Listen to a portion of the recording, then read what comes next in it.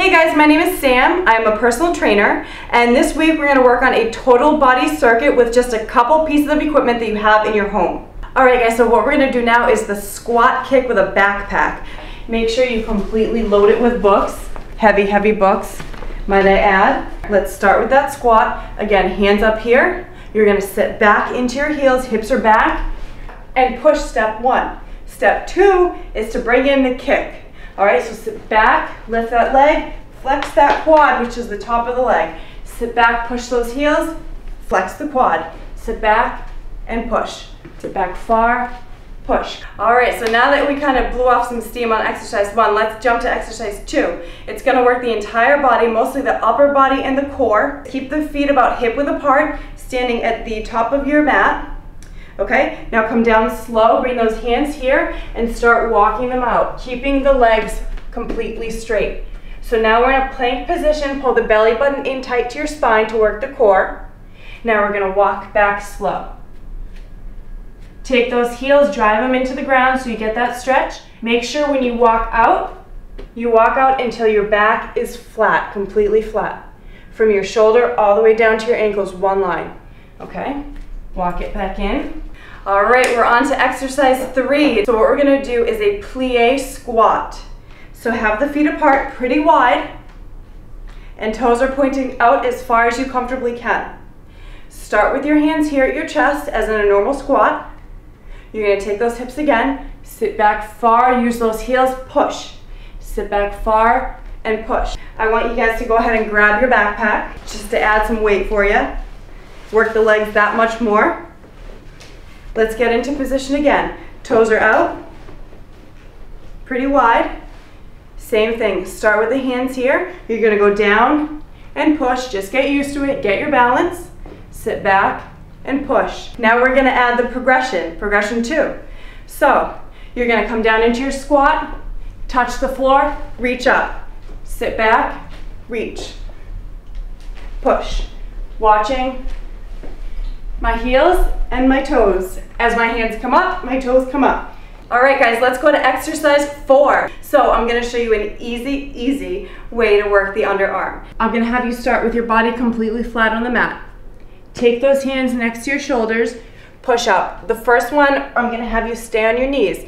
Very important, keep a straight line from your shoulders down to your knees so your abs are engaged. Okay, now let's walk those hands in.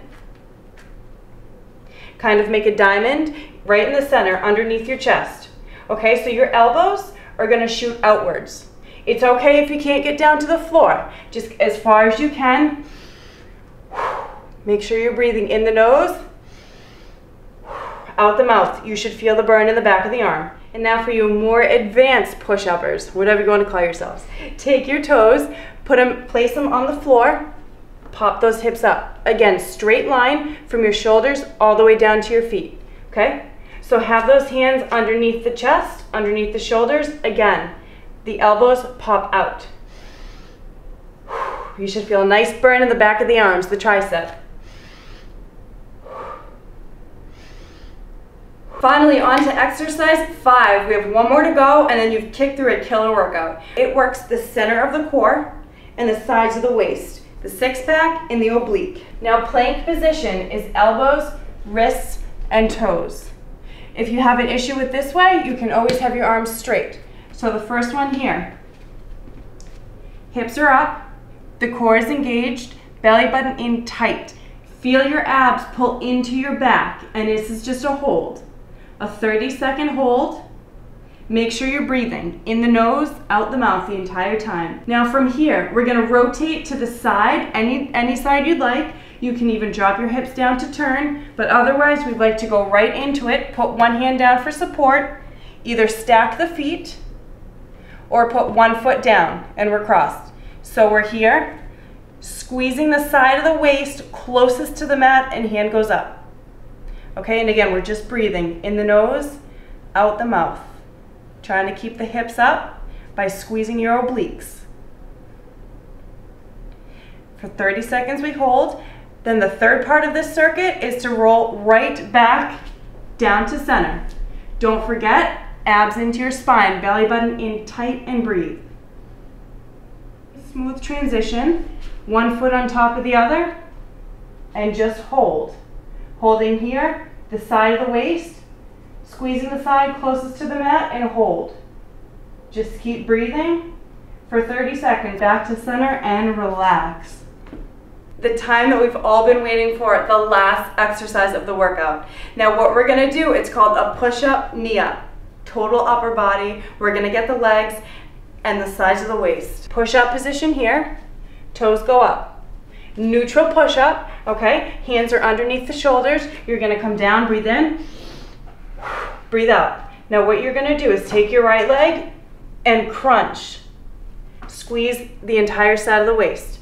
Same thing, add a push-up to every crunch. Push up, knee up. Push up, knee up. Again, core really tight. Keep the abs in.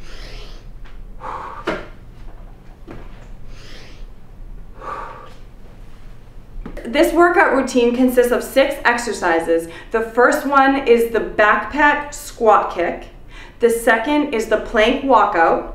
The third is the plie squat. The fourth exercise is the diamond push-up to get those triceps nice and toned.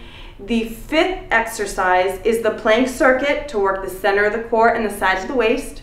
And the last exercise of this workout is the push-up knee up. I do this routine about 4 or 5 times, depending on the day, how much energy I have. But make sure you do this routine as many times as it takes until you're completely burnt out, completely gassed. So if I went over anything too fast or you're still unsure of proper form on a certain exercise, leave your comments below and I'll make sure in the next show to answer those questions that you have.